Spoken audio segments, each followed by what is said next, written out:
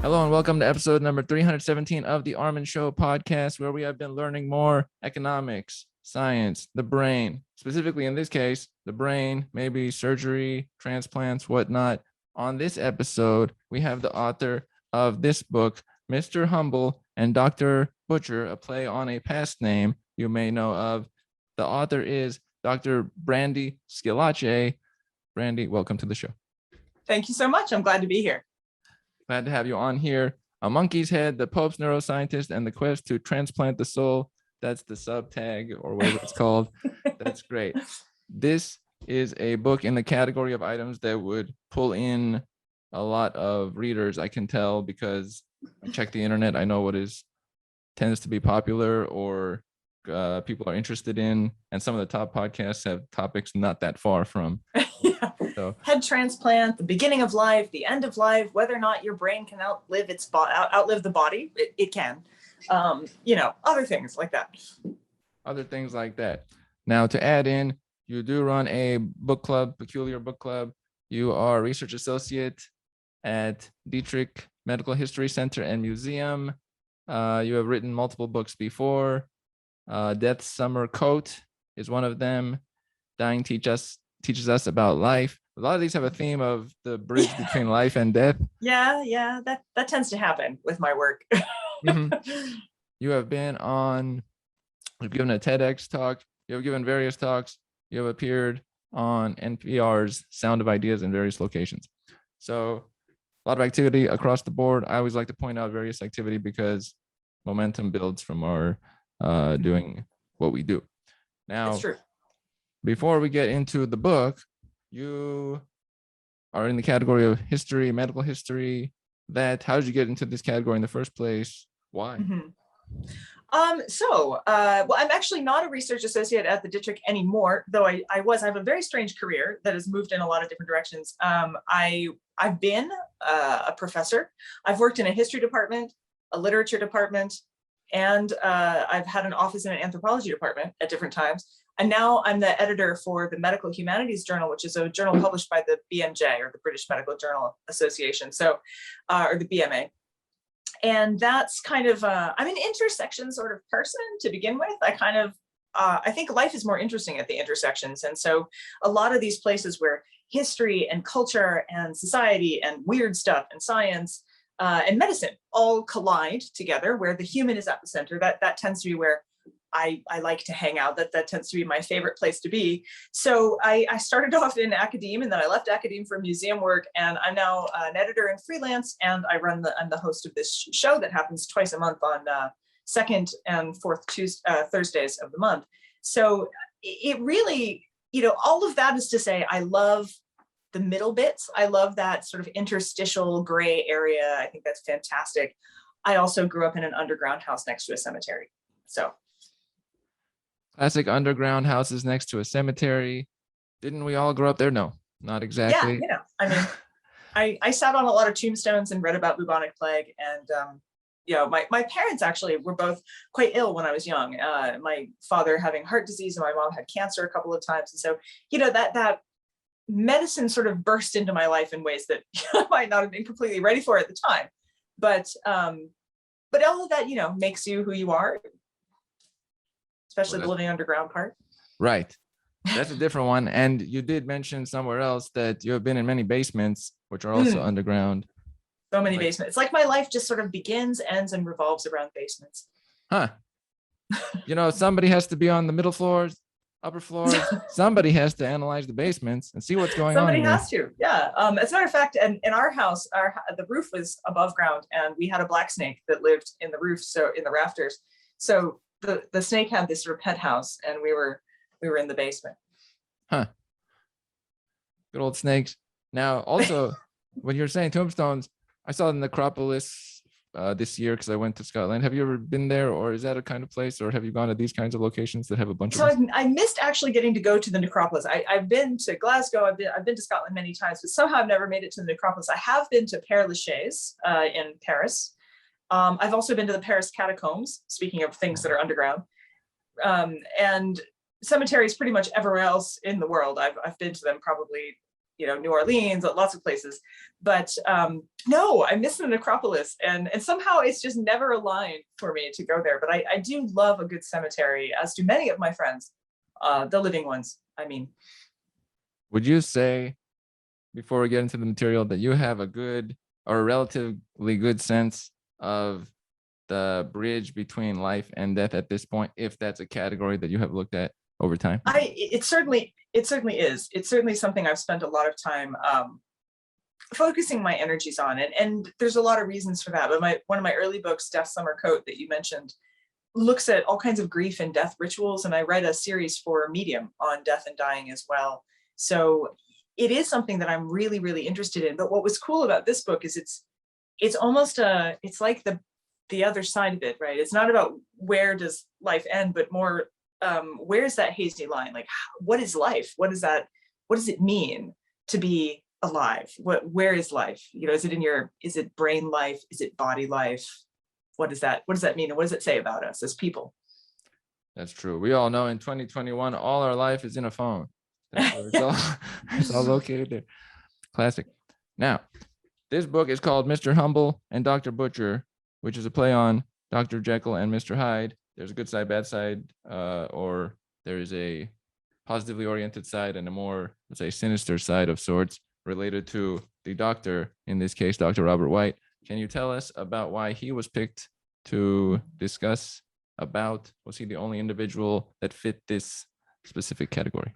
I'm not sure that he's the only one. One of the other people I'll be interviewing actually on Thursday for my show is Thomas Morris, who did a book called Exploding Teeth. And I also interviewed and did a review for The Ice Pick Surgeon, written by Sam Keane. And a lot of these texts talk about those physicians, doctors, or scientists who kind of have these two halves. But Dr. Robert White is the only one of them that decided to perform a head transplant, which is the ultimate Frankensteinian idea, right? To find out if you can get a brain outside of one body and put it in another body. And he's someone who literally, legitimately, and successfully did that. And most people just don't know that ever even happened, much less that there's a whole back history behind it that goes into the Cold War and everything else. This was during the Cold War time. Compared to what he had done at that point, where does it look like where we are at right now? Have we taken what he has done and used it currently? So yes, actually. So it's really peculiar. I have to start off with the isolated brain in order to make any of this make sense, because it's such a tangled story. So your listeners, they can probably close their eyes and imagine a brain, and you sort of see this pink blob in space, right? It sort of looks like a walnut, and it's got a line down the middle. We can all kind of think of that. And it seems very clean and clinical and cartoonish. But imagine having to get that brain out of a body. Okay, now it gets a little messier, and we're thinking, okay, so it's a cadaver and you're taking the brain out to study it. Now let's imagine that you have to get that brain out, but while it's still alive. And this is just, you have to just pause and live with that for a moment to realize that's a really weird idea. That's, if the brain, it's one thing to like, okay, we're going to take a heart out and do a heart transplant. We've done that, right? So they hook you up to various machines, they take your heart out and they put a new heart in, but you're not in the heart. But if we take your brain out so that the brain's still living, do you go with it is really the question. So Dr. White sets out to answer this question. And he starts off using, he starts off using mice, but he ultimately graduates to using primates. So monkeys, who are our nearest evolutionary relative. And he wants to take a brain out of a living monkey and keep it alive the whole time, meaning you have to flush it with blood and nutrients, and you have to watch its temperature, and you have to make sure it doesn't go into shock, and all of these kinds of things. And he does it by using another monkey as a donor, as a blood donor, essentially. So he's flooding one monkey's blood into this other monkey's head as he slowly carves the body away. So now you just have this head being fed with blood from another monkey. Then he slowly carves the skull and the face and everything else out away from the brain. So you just have the brain, this little bulb, it's sort of pink and it's flushed with fluids. It's a little pink bulb of brain, and he's got it hooked up to EEG. And the EEG shows you, your brain patterns. And it's on, the brain is on, the brain is thinking, it's sending signals over to so it's just a brain, no body. and it's sending signals to an EEG that says, I'm alive, I'm in here, I'm responding. It was metabolizing, it was, consuming energy, it was doing all the things that a living brain would do, but it's got no body. And so at the time, we were asking really hard questions about organ transplant, like when are you dead enough for someone to take your organ? And so they came up with this concept of brain death, where your body's alive, but your brain is dead, and therefore they can harvest your organs. But what happens if your brain's alive, but your body's dead? Are you still alive? Or are you dead? Or are you at some kind of liminal in-between space? And so I just have to get that out there to begin with, because this is such a,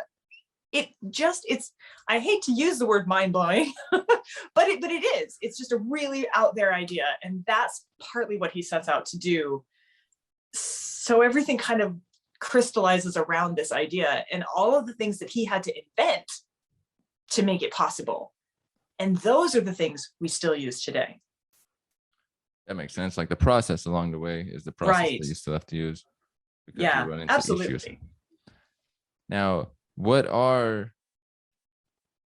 did he mention specifically what some of the things you had to maintain were? Like you have to have blood flow, oxygen flow. Oh yeah. So your brain is super greedy. Your brain is just a greedy organ. Hey, stop and that. That's not right. It just wants all the oxygen, and it consumes oxygen at like an enormous rate. And so that's why, if you cut your head, there's like a lot, you bleed a lot. It's because you've got all this blood going up there to try and keep you oxygenated. And your brain's just like, need more O2, can't think right, got to have the oxygen. Well, that's the problem then if you want to operate on it, right? Because if you interrupt the blood flow, if you interrupt oxygen, even for a tiny little bit of time, brain cells die. And the longer you're without oxygen, the more of them die, to the point that eventually you're offline, So he wanted to figure out how to slow that down. And it just so happened at the time, he was a medical resident, I think at Mayo Clinic. They were working on paralysis in dogs. And they were learning that if you supercooled the area around a brain or sort of a spinal injury, sometimes you could lessen the result of the resulting paralysis. Well, along the way, they sort of accidentally, not accidentally, but they had to supercool the brain along the way. And what he found out was, as your brain gets colder, it needs less oxygen. And that's why you get these stories of people who've been like skiers who end up buried in the snow, and they're frozen, they thaw them out, and their hearts have stopped, but yet they're still alive because the brain was like, it's fine, I'm on ice, I'll just chill. So he discovers that. And then as a result, he creates techniques and protocols and apparatus to do what's called therapeutic hypothermia, which we still use. So for instance, if you have open heart surgery, or, they'll cool your brain down so that so you don't suffer brain damage from the resulting, stoppage of the heart. They even have been doing it for massive heart attacks. Sometimes you have a heart attack, but you end up dying of brain damage because suddenly your heart's not getting oxygen to where it needs to be, and they're using supercooling for that too. So that was one thing, because he's like, okay, can't take this brain out and keep it alive unless I can cool it off and make sure it's not as greedy. So that's one thing that he did, and we use it all the time. My father went in for open heart surgery, and he had that done to him too. So that's a success right crazy. there. That's a nice feature I've talked about a few times with some scientists, about how touching things and trying things, after a few times you start to see a pattern, and suddenly, oh, wait a minute, something else was happening we weren't taking note of. Oh, this cooling was affecting the brain. Oh, wait, was it lasting longer? And then you figure things out. In life, only if you try things can you figure things out, because science is a lot like that, right? I mean, you have to it's progressive. I know a lot of people got upset about what seemed like changing information due to the pandemic, but that's because science, it learns this much, and then it learns a little more, and sometimes it takes you in a different direction, and that's just practical science for you. It's like adaptive. And so to point it out every like millisecond and say it hasn't figured it out yet, that's not really 4 seconds later, where are you at? I'm not there currently, but will be. Did the doctor ever look at other animals or work on them before humans to compare? Yes. He performed quite a lot of surgeries on dogs. This is not unusual. That was also happening in Russia, which he was sort of competing against the Soviet Union, a person named Vladimir Demikov. And a lot of those experiments took place on dogs. And there's a reason behind that, but it tends to upset people a lot, right? People don't want you to do, they don't mind so much when it's on mice and rats, but they get very upset when it's on dogs. But dogs are so easy because dogs are actually quite easy to deal with. They're easy to keep happy. They're easy to keep healthy. They like you, so it's helpful. And so he wanted to find out how long, for instance, a brain outside of a body could live, that living brain so he transplanted one dog's brain into a pouch in the neck of another dog. And so that dog's body was keeping blood and everything going to this brain that was just living in its neck. And they tested it, and two unusual things we discovered. Number one, yes, you could keep it along sort of indefinitely, and the brain was still alive in there, and they could hook up EEGs through the neck to the brain and see that it still had something going on inside. The other thing is that, if I take my heart out and I'm not going to take my own heart out, but if someone takes my heart out and gives it to someone else, they have to give you a bunch of anti-rejection drugs or else your body would reject it. Mm-hmm. That's not true of the brain. There's no rejection of the brain matter because of the blood-brain barrier. BBB. So it turns out Dr. Frankenstein was right. You could just plunk another brain in there and you'd be fine if you could reattach it to everything once you got it in there, which is more of a problem. But yes, it turns out that the dog's body did not reject the brain. So it just went around with this extra brain. So it's a dog with two brains. But in Russia, in the Soviet Union, in Moscow specifically, they were making two-headed dogs. So they were literally creating these little monsters. Apparently, I just made a sign for a two-headed dog that looks like a butterfly. Apologies to anyone who's not watching it visually. But anyway, he basically took a much larger dog and attached a smaller dog's head and sort of fore part of its body to that dog. And both brains of both dogs were fed by the larger dog, and they could drink milk, and they woke up and they looked around and they could still be dog-like. There's very disturbing footage out there. Actually, you can find it. This would be found disturbing by most. I would say that's true. Sometimes I've seen examples of, let's say, alterations in the form, or like when something grows within people and makes like some sort of cyst or other items like that. And it looks odd, but it's just that thing trying to grow within its environment, just like the other thing that grows normally. But in this case, it's maybe not in the exact place that it was normally planned for. And so we're like, that's weird.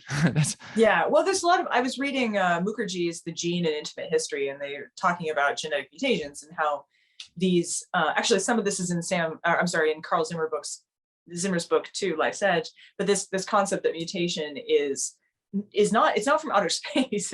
It's from your body doing something or turning something on or turning it off in a place in the body where it doesn't belong. Now, in this case, it was humans doing that to the animal. I think that's where a lot of people, the ethics get really muddy, because it's like, well, why are you making this? What's the point of a two-headed dog, right? What's your goal there? You're not planning on two-headed humans. So what's the point of creating? And Dr. White asked that question himself. He was like, I don't understand what the two-headed dogs are for. But at the same time, because the Soviet Union had done it, the United States was interested in figuring out how it was done, because we had this race, because it's the Cold War, and you don't want them winning, So that is our competition. We cannot lose to them at this time.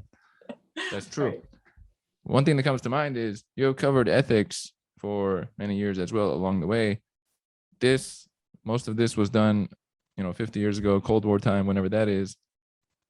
Do we have the ability to do similar research today? And also, what kinds of pushback did he receive at that time?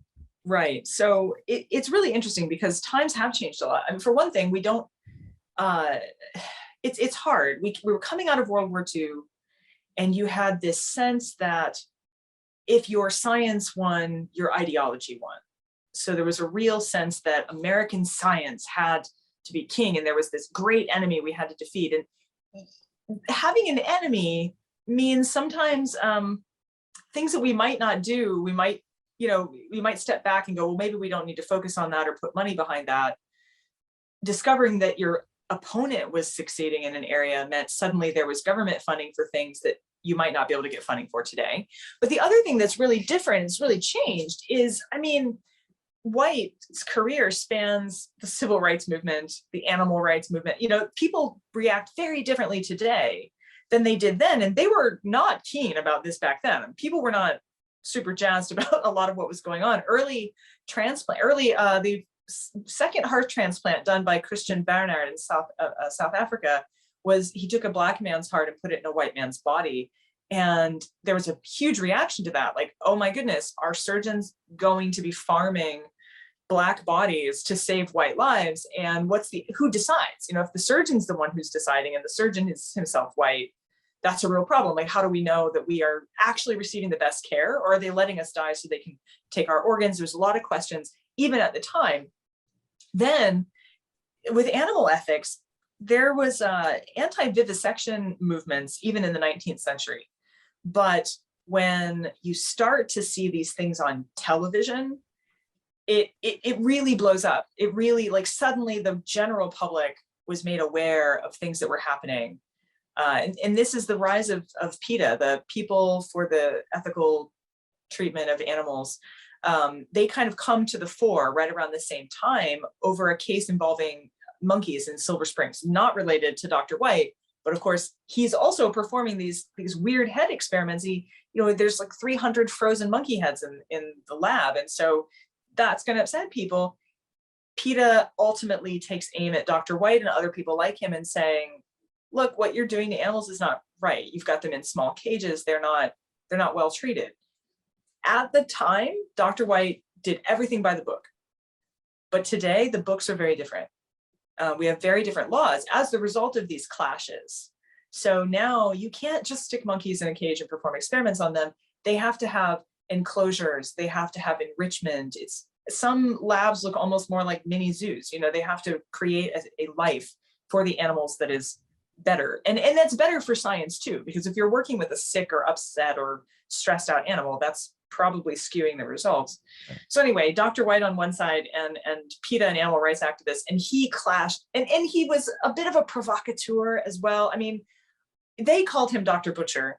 He called himself Mr. Humble, which, I mean, if you call yourself Mr. Humble, I sort of feel like I'm a bit suspicious to start off with. And he just had this huge personality. And so when PETA was making claims against him, he went on the attack and he published articles about them and claimed that they were, kind of that they cared more about animals than babies. And I mean, it was a big fight. And I think ultimately it's hard to know exactly who won. It was more of a back and forth that went on for years. It's tough to call oneself humble and get away with it. It's a challenge of sorts. I'm humble. Are you? You just said that. That's true. Yeah. And the battle there. I like that you mentioned the risk level. He would push the bounds and take certain risks, which means he would not only get the pushback from specific people at what he was doing, but also anything in the nation going on similar to what he's doing. They'll point to somebody who's doing that. And so I've thought about that before, like the level of risk you take, you're actually enveloping everything underneath that everywhere, indirectly, risk tolerance and whatnot. Now, what was the story? Was there a story of why he got into this field in the first place for himself? There is. Well, it's complicated. He really was somebody who had not two personalities, but two sides of his life, right? So on one hand, he was a very famous neurosurgeon and he saved lots of people's lives. And frankly, you can't go anywhere in Cleveland, Ohio without running into somebody whose life he touched, saved, helped. I mean, it's a big deal, thousands of surgeries. He invented surgeries to save children. He worked really hard to make people's lives better and to create protocols that would help people survive and then live more full lives, even with brain trauma, etc. So you have that. And he's Catholic. He had 10 kids. He's, this is like 10 whole kids, all of them. And this was his life. On the other side, he was also a neuroscientist. So he had an MD, but he was a surgeon, but he also had a PhD and he was a neuroscientist. And that was where he really pushed the boundaries, and he wanted to know, where's that boundary between life and death? What if you could not just give someone an organ transplant, but to give them all brand new organs? Like, what if you took somebody like Stephen Hawking, this is his own example, and you gave him an entirely new body full of brand new organs? So, it's like a fresh start. Wouldn't that be a way of saving someone's life and improving it? Now, granted, you've severed the spinal cord, so they're still going to be paralyzed. But to his point, Stephen Hawking was already paralyzed. So he's like, but yet you would give him this fresh body and he could have lived longer if he had had this done. So wouldn't that be worth doing? So for Dr. White, it was related to his desire to save lives, but it was also related to his desire to question the boundaries. We still today don't have a single agreed upon simple definition of when you die. Like even now. There's legal definitions. And because there's legal definitions, it depends on where you live. Like, some countries' definitions aren't like our definitions. And so there's still not a single, you could be declared alive in one country and dead in another. If you had dual citizenship, you'd be both. So, it's complicated. We have the Jahi McMath case where they flew her, she had been declared brain dead, and therefore a death certificate was issued, and they flew her to New Jersey, the family did, where there was a special sort of dispensation for people of a certain religious persuasion so that they could undeclare her, they could basically declare her alive. And so, think about that. We haven't answered it now. We still don't know. We know what live is and we know what dead is, but it's that middle distance is very messy, and we're not really sure when you stop being you.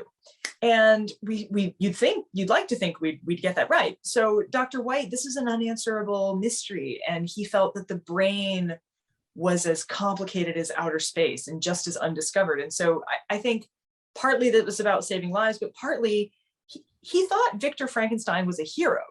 This is somebody who didn't read that as a cautionary tale and thought, we don't achieve unless we reach. So his scientific side pushed so far that it skirted those edges, and even though he was deeply ethical, he helped the Pope set up the Vatican Council for Bioethics. So clearly he cared about ethics, but some of his research was really, really shoving in directions that we might not all agree on. He had no choice in his mind but to push the bounds because he felt there was something there to reach for.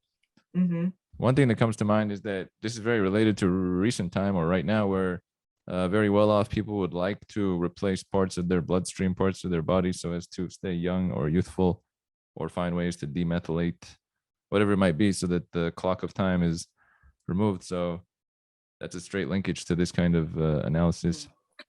It especially is because the person who is sort of picked up from Dr. White in modern times is Sergio Canavero, who's a somewhat, he's a figure of conflict, let's put it that way, but he basically has said as much in a TED Talk. He basically got on and said, why not just grow some bodies, and we'll figure out head transplants, and we'll figure out that we haven't figured out how to reattach the spinal cord, but he's like, let's just figure that out.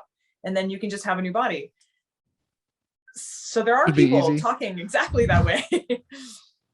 Should be a simple process, just kind of adjust some movements. And yeah, but who would that be for? One of the questions that White got asked was, okay, he had a patient that was willing to go through with this, a paralyzed patient who was suffering some organ failure, who was willing to be his first test subject for a human body transplant. Sorry. He calls it a head transplant when it's monkeys.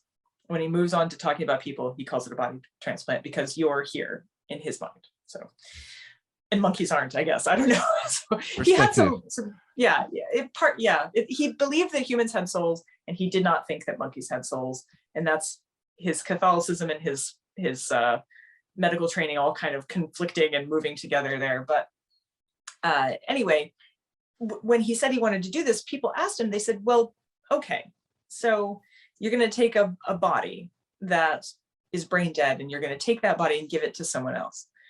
But if that person that used to be was an organ donor, then that means there's heart, liver, lungs, various other tissues that could be kidneys, that could be donated to save people's lives, people who are on waiting lists for organ transplant. But now you're going to give all 5 organs to the same person, how do you decide? What is he worth 5 people? Like, why is he worth 5 people? Who makes that determination? So even before we get to rich people buying bodies and sticking their head on it, which can't happen. It can't happen. I mean, it could, but you wouldn't want it to. You have these other questions, even if you did it the right way and for the right reasons, with so many people waiting around for lungs and hearts, and, how do you just go like, sorry, he's getting all of them? I mean, it's a complicated question. That's true. We're changing up the rules. No, next week, we're going to switch it back up. Well, I needed a lung. That's true. It's also like those ethics questions, like, would you derail a train to avoid 5 people, or would you save one person? Like, challenges of where do you draw the line?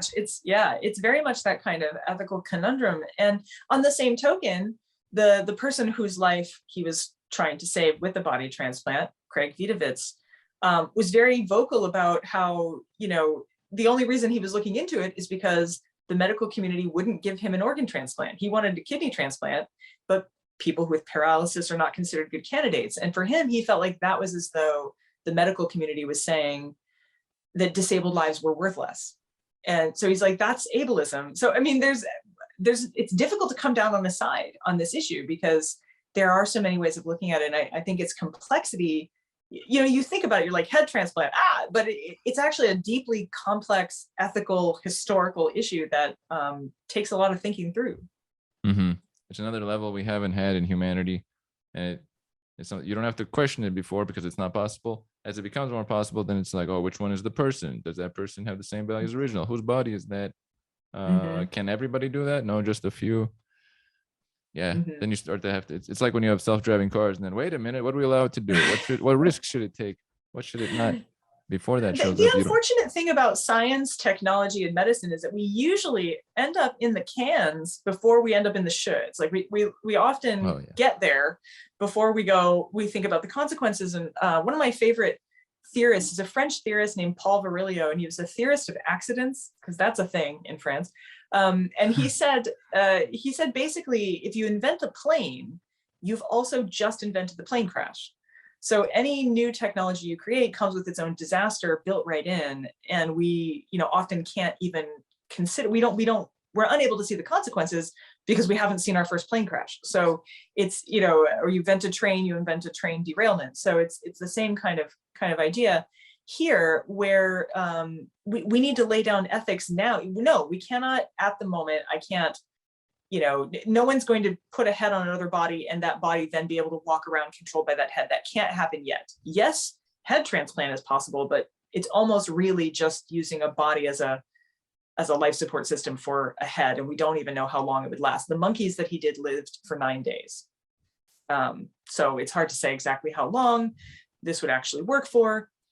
You could, in theory, keep a head going, but it's not the same thing as just creating, a new body. But that doesn't mean we shouldn't be asking those questions. It doesn't mean that we shouldn't be considering it, because you want the ethics in place before we get to the point that science goes, hey, I got it figured out. We want to know. And how do you answer that question? Where are we in this complex composite of body and brain? I mean, I have neurons in my gut. I have hormones that affect my brain and the way, also my experiences, all of these things. Are you really just a brain on legs, or are you a much more complicated and composite creature? Is a question we can't answer yet. It's true. Which parts are the most important? Which parts are the whole? If you took out all the parts, the gut connection, the vagus nerve suddenly affects your mood, but it's way down there, but that's not in your brain. That's true. It's complicated. And then if you think about it too, what your body looks like is really important. I mean, if LGBTQ folk have taught us anything, it's that, what you look like on the outside is actually, and how it relates to your identity is important. And this is why you end up with things like, dysphoria and other problems where you look like you're a gender that you don't belong in, and you feel like a woman, but you look like this actually causes internal conflict. High suicide rates among teenagers who have this problem, like all of that. So to say that somehow you're just a brain and we can stick it on anybody is a bit naive, I think, about how humans actually work, Right. which is good. Then there's more to us. We're all interconnected versus We're all, just like some little like an engine of a car. Well, and it's funny because where is Sentience and when does it start? Carl Zimmer's book, we had him on for Life's Edge at the Peculiar Book Club, and I think you've interviewed him too. Yes. At what point do those petri dish brains become like sentient, and how sentient? Like, where do you draw these lines? It's so difficult to ask those questions. We think we know so much about ourselves, but the humans are still a great mystery. It's true. It's like the amoeba. You see an amoeba going towards food or something over time, and they'll walk and create maps on their own just from following food. Like, this looks like a genius, but it's an amoeba that we would say, oh, this has no thought involved. So that's funny. Now, you mentioned Carl Zimmer and being on your book club, and I wanted to mention the Peculiar Book Club. Can you tell us about how it started, what kinds of people who you talk to, and Sure. Why is it called Peculiar versus completely normal book club?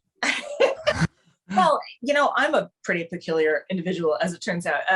Long live peculiar people. All that growing up underground and underground houses and things next to cemeteries. So, yes, I'm a little strange myself, but it came from, I love nonfiction. I've got lots of books behind my head here. I love to read nonfiction.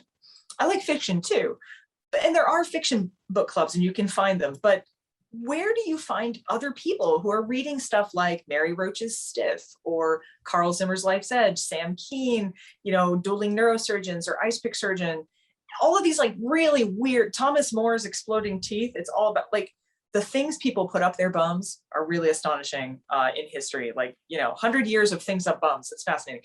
But, weird books about real things in science and medicine. And I said on Twitter one day, why isn't there like an Oprah book club, but like for Morticia Addams, from the Addams family? And everyone said, why don't you make one? And I thought, well, I don't know who would want to come. And then Mary Roach contacted me, Lindsay Fitz, like a whole bunch of people were like, we'd come. And I was like, well, fantastic. So that's how it started. And it's a web page to begin with. It's on my web. If you go to my webpage, which is brandyschillace.com/peculiar, that's where you'll find all of this season's guests, which goes through December. Then we also have a Facebook group and a YouTube channel. And so it's a live stream. So you come on and you actually talk to live people. You get to ask questions of Mary Roach or Lindsay Fitzharris, or I'm going to be having Frank Spotnitz on with me in the future. Chuck Wendig was on, who just did a book of accidents, right? So we've got these fun people. You get to talk to them as the audience, and there's prizes, there's games, there's a quiz, there's cocktails. I make a book themed cocktail for every single one of these. And then the audience gets to pick the name. And then if your name is chosen, you get sent swag. We've got t-shirts, and we literally have t-shirts. So it's a super fun thing that just kind of got out of hand. I've already booked my entire second season, which starts in January. And Deborah Blum from Poisoner's Handbook will be on, and we're helping to launch Mary Roach's next book, Fuzz. So it's just this wonderful series of people. Catherine Harkup making the monster. She's the one who did A is for Arsenic, the poisons of Agatha Christie. So she's did one about the science behind Mary Shelley's Frankenstein. So we're going to be doing that as our first show in October. We're going to be doing my book at the second show, and also talking about X-Files. So basically, if you're weird, you're family. There's a book actually that came out like a month ago called Weird, or recently. I forgot who it was by. Weird, but that's a good point. And also, I like that you mentioned, is there a this? You didn't see it. It was in a specific category of nonfiction. I noticed that too. There's a lot of fiction gatherings and book clubs, but there's a shortage of nonfiction, and more specifically, nonfiction plus, we'll call it anomalies of sorts. There we go. Yeah. Those weird philosophical questions, just like Carl Zimmer's Life's Edge. What's alive? Do we even know what that means? It's just asking these interesting questions. To me, I think fascinating questions about what is it. Scott Carney's going to be on later with The Wedge, The Wedge was the last one. He's done so many. So it's really, the books that make you go, I gotta go home and think about that for a while. That's what we wanted. You are promoting critical thinking. Darn it. That's the best things in life come from a person this natural being and something's not there, and then they bring it out there, because then it fits you forever. It's not like disconnected ever, versus presenting something that is not oneself. It has a time frame. It has a time limitation. It does. You get tired. You'll just wear out, doing something that isn't really you. You've created your own employment, I guess. Like I now go to a job. Darn it. How did I do that? So it is a lot more work than I was expecting, because I also do I do ads, I do promos, we do silly videos on TikTok of me like dressed up like Dr. Frankenstein. It's a whole thing. I get my partner to be props, so he's in and out of the videos too. So it has taken on a life of its own, but it's so much fun. We have I think 100 members on the Facebook, but I know we have 400 people on our mailing list. So I mean, it's a big group of people, and you don't even necessarily have to have read the book. It's great if you do, but some people just come to see what the book is about, and then they're like, wow, that's awesome. Oh, and we partner with book shops, independent bookstores. So you get signed copies of all the books. So if you want to join our book club, you also get a book that's signed by the author from an independent bookstore. So I have to add in, this is very current time, because the live stream, people involvement, there in the current time, anything that's not towards this has no chance over time, because individuals don't want to see a person 12 minutes a week and then wonder what they were doing the rest of the week. They want to be connected. They want to be community. They want to be part of. That was not there, let's say 20 years ago. No, it wasn't. And community is really, so in medical humanities, so I'm this editor of this journal, of an academic journal too, but it really is about trying to find who hasn't been listened to, who doesn't have a space, and we're a super inclusive group. And so it was about, I wanted a group that was going to be able to talk to each other, not just to me, not just to the author, but to also themselves. And we have that. They go on Facebook and they chat with each other, and they're on Twitter together. And, it's interesting. The reason I've joined so many platforms is I'm not actually I've become a sort of social media maven by accident, but it's just, I'm following these groups, and we're all getting together in these interesting ways. And there's not just one place to find us, and you can watch our YouTube channel. Actually, all of the things have been taped that are up there. You can watch them once they're not live for free. And if you want to watch them live, you do have to register, but it's by donation. So it's basically, you sort of pay what you want. We hope people will pay a little bit because it helps us break even, but you don't necessarily have to. And so that way it's not prohibitive to anybody either.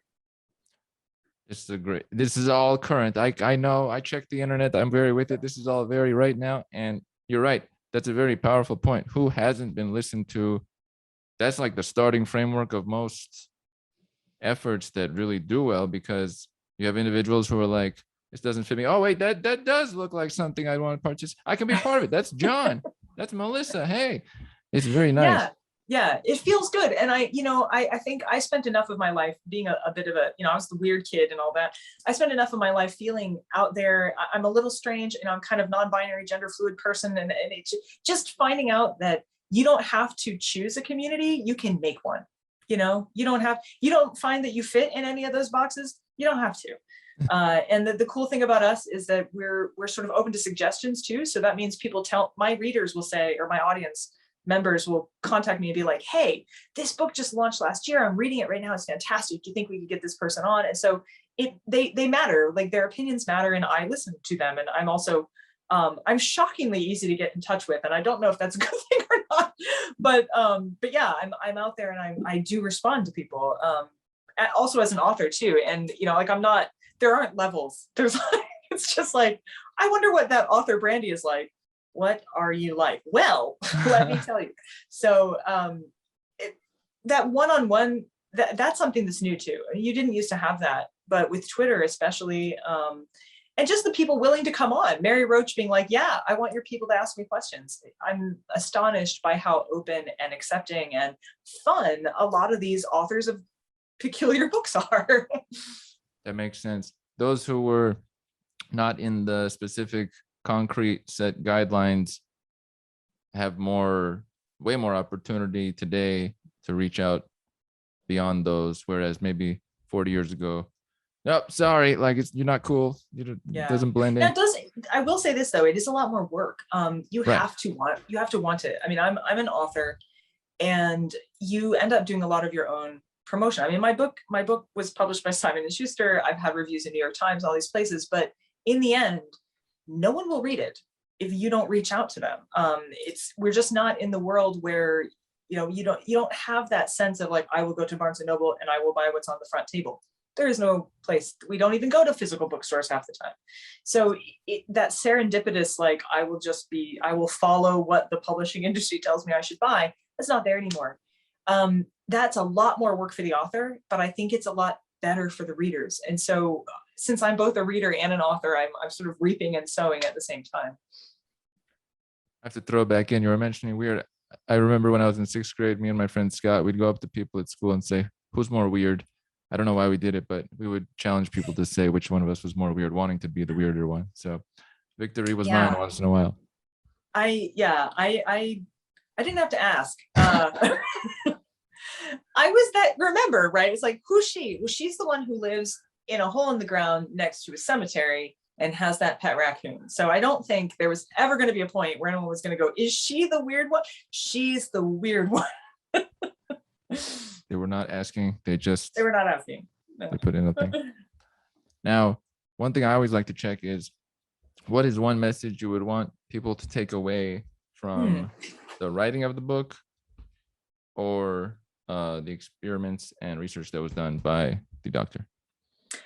So I think and I get asked this question a lot, actually. I would say that one of the things that becomes very clear to me in writing all the books that I write is that science is sometimes it's behind this door, and we regular people, we struggle to access it because it's difficult to read. It's in academic journals, or it's the books are very expensive or something like that. But all the same, we as the general public, we have a right to know about these things, and we don't really want to abdicate the ethical responsibility to someone else to make decisions about how science should get done. I'm very keen on social justice issues. Obviously, I think that's probably evident. But as a result of that, for me, becoming a public science communicator, someone who writes these kind of books, so that I'm taking that weird stuff that's difficult to read and understand, and I'm turning it into a story that is a page turner that you want to find out more about, and making sure that you understand along the way. That's so that we have a responsibility, and your opinion matters. We have power. We are many, and we as a public, we ought to care who's hurt by this, who's helped by this. Is this limiting itself in some way? And so even though the book is fun, you guys, if you read it, it's crazy fun. It's like a spy novel almost. Parts of it take place. I had to go to Moscow to do that research, by the way, and I don't speak Russian, so it was an interesting trip. He was rushing to Russia. I was rushing to Russia. It was fascinating. I loved it there. I stayed at the Metropole. It was beautiful, right on Red Square. But my point is, we read these books, it is for entertainment, but it's also because you matter. Your opinion matters. What you have to say matters. Science will get done with or without you, but we don't want to abdicate the responsibility for how it gets done. We want to make sure that justice is also, that social justice, and that we are all included in, the way people think about science and how they practice it. Great point. And I also want to add in that you've mentioned the value of story. It shows that story is important. And probably if story was not so relevant, it wouldn't be called that. It would be just like surgery done during the Cold War. So it doesn't have the same pull factor. Oh, it's funny when my editor first took it to her higher ups at Simon and Schuster, they said to her, "Oh, we read the proposal, but we don't do fiction." And she was like, "Yeah, it's not fiction." But it is written to be that way. I wrote it intentionally so that it would be something anyone could access. My mother can read it, my grandmother can read, they could read it and get it and think it was exciting, and yet still also be really informed. So that was important to me. Plus, also, I just tend to be a bit of a storyteller. It's very valuable. Kobe Bryant talked about that. Almost everybody who we know their name mentions that in some form, because it's the most compelling thing ever when there's details in a story versus just if it said cardiothoracic incisions in 1914. All right. Well, seems like an encyclopedia of sorts. This is wonderful. That's what I have to read. And so, pity me. I'm the one who reads that stuff. And then I translate it into something more interesting for you guys. That is the quote work right there, folks. Dr. Brandy Schillace, Yes, I would very like good. to thank you for having been on this episode of the show, sharing information about the story in Mr. Humble and Dr. Butcher, and also telling us about the Peculiar Book Club. Thank you. It was really great being here. Glad to have you on, and we are out.